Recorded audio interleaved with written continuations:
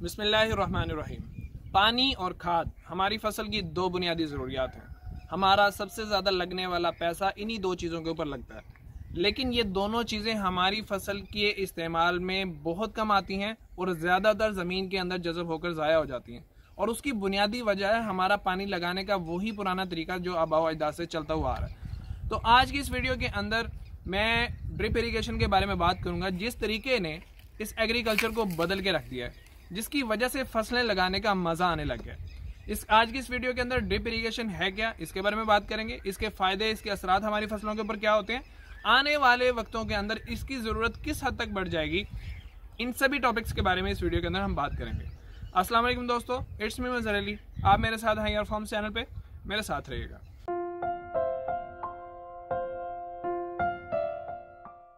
मेरा ज़ाती तजुर्बा ये है कि ड्रिप इरीगेशन के ऊपर लगाई हुई फसलें आम फसलों की निस्बत बहुत ज़्यादा अच्छी ग्रोथ करती हैं, उनका फ्रूट बहुत ज़्यादा अच्छा होता है और उनकी सबसे बड़ी बात, उनकी लाइफ आम पौधों की निस्बत बहुत ज़्यादा बढ़ जाती है। तो आज की इस वीडियो में सबसे पहले हम बात करते हैं कि ड्रिप इरीगेशन एक्चुअल में है क्या। ड्रिप इरीगेशन सिस्टम ये है कि एक पंप के ज़रिए से पानी को ज़मीन से या वाटर स्टोरेज से निकाला जाता है, उस पानी को दो फिल्टर से गुजार के फिल्टर किया जाता है, उसके बाद वो पानी मेन पाइपलाइन में जाता है, वहां से आपकी जमीनों के अंदर पहुंच के सब पाइपलाइनों के जरिए से पौधे की जड़ों तक कतरों की सूरत के अंदर पानी और खाद मुकम्मल पहुंच जाती है। अब जो चीज़ पौधे की जड़ के अंदर पहुंचेगी तो पौधा उसको अपनी जड़ के जरिए से फौरन जज़ब कर लेता है, अपने अंदर इस्तेमाल करता है और उसका हमें असरात फौरी तौर पर मिलना शुरू हो जाते हैं।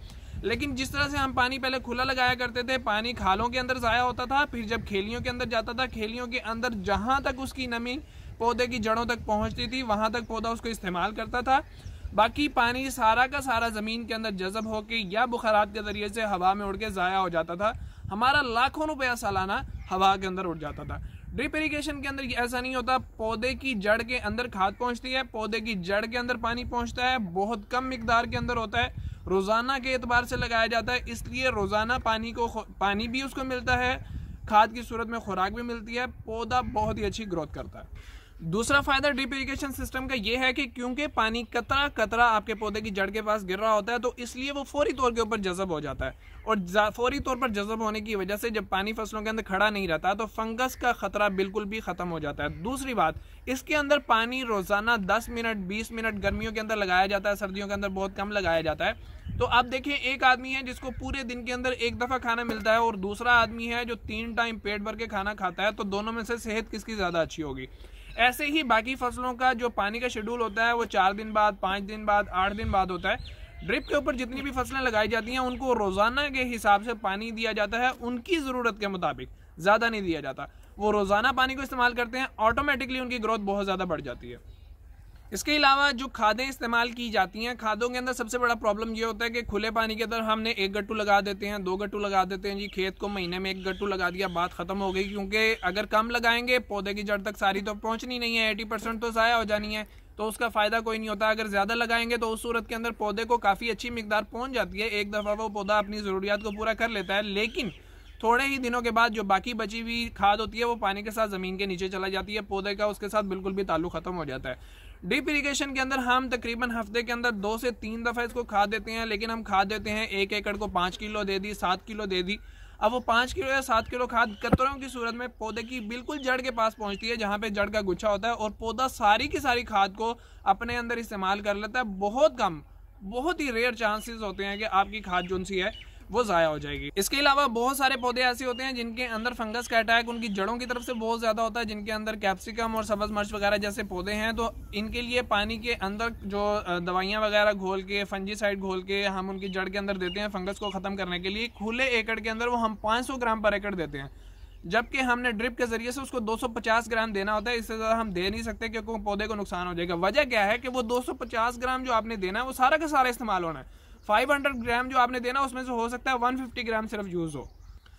टनल फार्मिंग का तो मजा ही ड्रिप इरीगेशन के साथ है। वैसे भी टनल फार्मिंग की जाती है, लेकिन अगर उसके साथ ड्रिप इरीगेशन भी जुड़ जाए तो आपकी प्रोडक्शन कहीं की कहीं पहुंच जाती है। मैं सब लोगों को ये रिकमेंड करता हूं कि अगर आप पैसा टनल फार्मिंग के ऊपर लगा रहे हैं तो थोड़ा सा पैसा ड्रिप इरीगेशन सिस्टम को इंस्टॉल करने के ऊपर भी लगाएं। गवर्नमेंट ऑफ पाकिस्तान इसके ऊपर सब्सिडी दे रही है, इसके अलावा गवर्नमेंट ऑफ इंडिया भी इसके ऊपर सब्सिडी दे रही है। जाफर ब्रदर्स, अगर आपको सब्सिडी नहीं भी मिल रही मिल जाती है आमतौर पर। गवर्नमेंट ऑफ पाकिस्तान तो बल्कि पुश करती है, जिम्मेदारों के पास जाती है कि आप लोग इसको लगवाएं और उसके अंदर वो सब्सिडी देते हैं। आपको शुरू के अंदर थोड़े से फंड जमा करवाने होते हैं।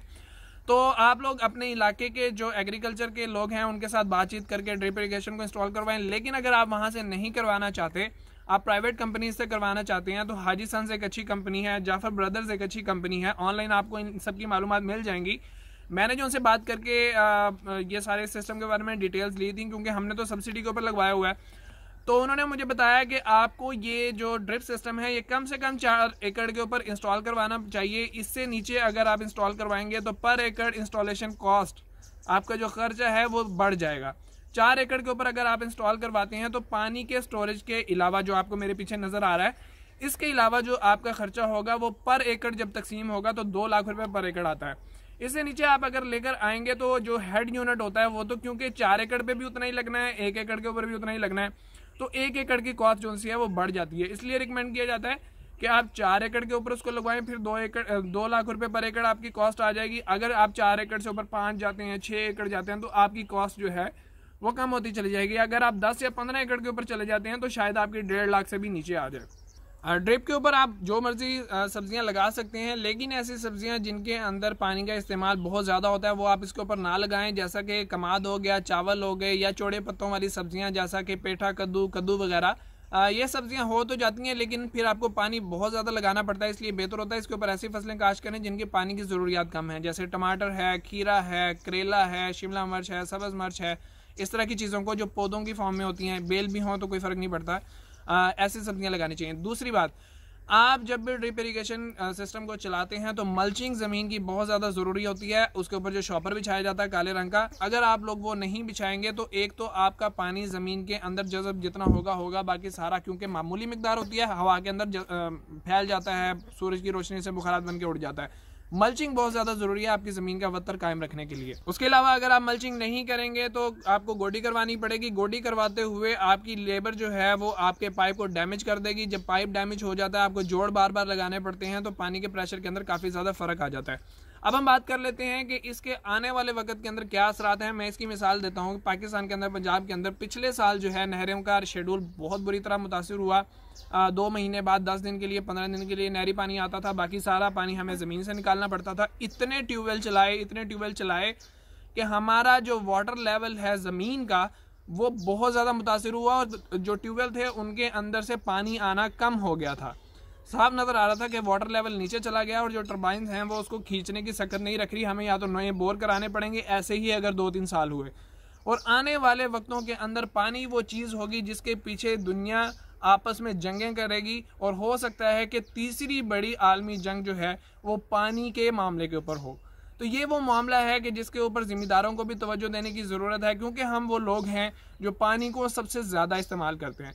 तो अगर हम लोग ड्रिप इरिगेशन सिस्टम के ऊपर आ जाएंगे, हमारी फसलें बहुत अच्छी हो जाएंगी, हमारी प्रोडक्शन बहुत ज़्यादा बढ़ जाएगी, और जो हम अपने मुल्क का पानी इस्तेमाल कर रहे हैं और ज़ाया कर रहे हैं वो ज़ाया होने से भी बच जाएगा। तो हम लोगों को ड्रिप इरिगेशन के ऊपर आने की बहुत ज़्यादा ज़रूरत है। ये वीडियो जो है ये एक सीरीज़ की पहली वीडियो आप समझ लें ड्रिप इरिगेशन सिस्टम के ऊपर। आने वाली वीडियोस के अंदर मज़ीद सारी डिटेल्स बताऊंगा, इसको इंस्टॉल किस तरह से किया, इसके पाइप किस तरह के हैं, सारी की सारी इसका वाटर स्टोरेज हम लोग किस तरह से बनाते हैं। इस वीडियो के अंदर मैं इसलिए नहीं बता रहा कि इसकी लेंथ बहुत ज़्यादा हो जाएगी। आने वाली वीडियोस के अंदर हर चीज़ को हम डिटेल के साथ लेकर इंशाल्लाह चलेंगे। उम्मीद है आपको मेरी वीडियो पसंद आई होगी। पसंद आई हो तो लाइक ज़रूर कीजिएगा, शेयर कीजिएगा, मेरे चैनल आयर फार्म को ज़रूर सब्सक्राइब कीजिएगा। मज़हर अली को इजाज़त दीजिए। अल्लाह हाफ़िज़।